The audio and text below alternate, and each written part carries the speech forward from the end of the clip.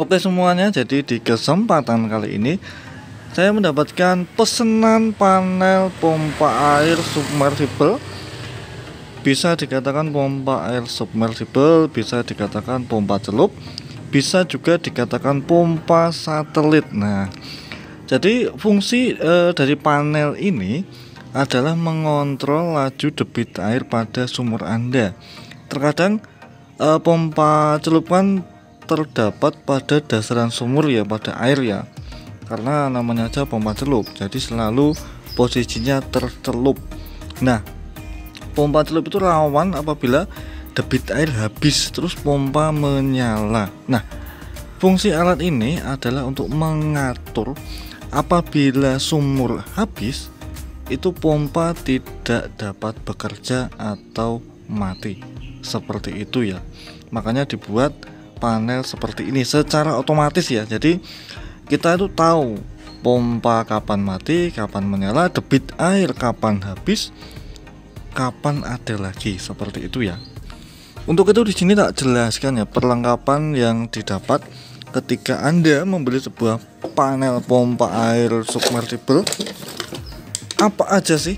Nah, seperti itu ya. Jadi di sini terdapat volt ampere yang menandakan voltase dan ampere yang digunakan pada pompa air, voltase tegangan rumah Anda, dan ampernya juga terlihat di sini. Voltase umumnya listrik PLN adalah 220 volt, dan ini adalah air sumur. Jadi ketika air sumur ada, maka lampu warna kuning di sini akan menyala, dan apabila air habis maka lampu pada air sumur di sini akan mati, seperti itu ya. Di sini adalah pompa on ya. Terlihat di sini pompa itu menandakan pompa sedang bekerja apabila lampu menyala, seperti itu. Dan di sini juga terdapat overload ya. Jadi overload di sini berfungsi sebagai apabila terjadi trouble pada pompa, misalkan macet, tegangan turun atau tegangan drop, dia ketika pompa air bekerja dia akan menyala karena overload, kelebihan beban, nah seperti itu. Kemudian di bawahnya lagi terdapat selector switch namanya. Di situ kita bisa geser ke arah manual, kita geser ke off, kita geser ke auto. Nah, di posisi yang manual di sini kita dapat menyalakan pompa air melalui start dan stop ya di sini ya. Ketika manual kita start, pompa menyala. Ketika ingin mematikan, kita tinggal stop, seperti ini ya. Dan manual itu apabila debit air habis, maka pompa air tidak dapat bekerja, seperti itu ya. Dan ketika auto di sini, auto dapat kita perumpamakan untuk debit air bawah habis dan debit bukan debit sih, water torrent pada sumur Anda penuh. Jadi untuk mengontrol debit air sumur sama water torrent, karena di sini keperluan yang dipesan Bapak Hilman ya, untuk di NTB itu keperluannya adalah untuk pengukuran air sumur. Jadi ketika sumur airnya habis, maka pompa air tidak dapat bekerja, seperti itulah ya. Dan posisi dalamnya seperti ini ya. Di sini terdapat MCB, apa itu kontaktor, overload, fuse, relay, dan kontrol air atau WLC. Di sini terdapat terminalnya. Di sini ada listrik, ada netral, ada power pompa, ada untuk ke tampungan apabila dipakai. Kalau nggak dipakai ya nggak apa-apa, dijamper seperti ini aja. Ada E1, E2 dan E3 sini ya. E1, E2, E3, seperti itulah ya. Untuk gambarnya seperti ini ya. Seperti ini gambarnya, Anda dapat melihatnya. Penempatan kabel-kabel dari listrik menuju ke panel, dari output kontaktor menuju ke box kapasitor, kemudian menuju ke pompa air, dan penempatan untuk radar tornya juga terdapat di situ. Untuk penempatan E1, E2, E3 juga terdapat di situ. Jadi Anda tinggal menyontohnya, semua selesai, dapat Anda pasang. Dan kali ini kita akan mencobanya ya. Nah, untuk mencoba kita sediakan air bukan air murni, bukan air minum, air sumur ya, karena tak gunakan. Dan seperti ini, simbolkan E1 itu yang atas sendiri, E2 yang tengah, E3 yang bawah, seperti itu. Kita tancapkan dulu. Nah, kemudian kita celupkan ke air seperti ini. Ini anggap aja radar yang menuju ke sumur ya. Kemudian kita tancapkan ke listrik 220 volt. Nah, setelah kita tancapkan, kita nyalakan MCB-nya. Oh, ini ternyata posisi auto ya, pompa langsung menyala. Kita matikan terlebih dahulu. Nah, ketika MCB udah menyala, di sini tegangan listrik akan nampak, air sumur akan menyala karena sensornya dapat air. Ini ya, sensor dapat air. Apabila ini tak angkat, maka pompa atau air sumur yang warna kuning akan mati. Nah, seperti itu, mati ya. Kemudian kalau ini tak celupin lagi, air sumurnya menyala, menandakan sumurnya atau debit airnya masih ada, seperti itu. Dan kali ini kita akan menyalakan pompa pada saat posisi manual. Nah, kalau posisi manual seperti ini, kita menyalakannya, prosesnya kita tekan start, gleng. Nah, di sini pompa menyala, muter ya. Lampu hijau menyala. Karena ampere pada pompa air biasa itu 0,6, maka tertunjuk 0,6 ampere atau sekitar 125 voltan ya.